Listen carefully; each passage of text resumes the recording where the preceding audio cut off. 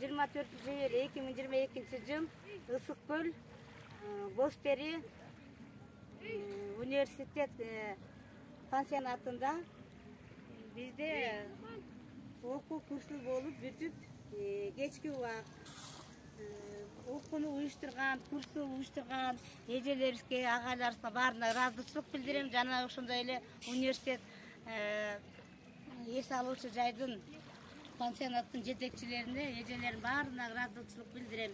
Ушундай иш-чаралар жылда өтүп турса деген тилек болуп атат. Биз мугалимдер баардыгыбыз тең абдан ыраазы болдук. Мен болсо Чүй областындагы Кара Балта шаарындагы Абай гуманитарный экономический колледждин атынан келип 5 мугалим окуп кеттик. Абдан бизге окуу жакты. Дайыма эле ушундай иш-чаралар боло берсин тилектешпиз. Баардыгына ден соолук каалап, тынччылык каалайм.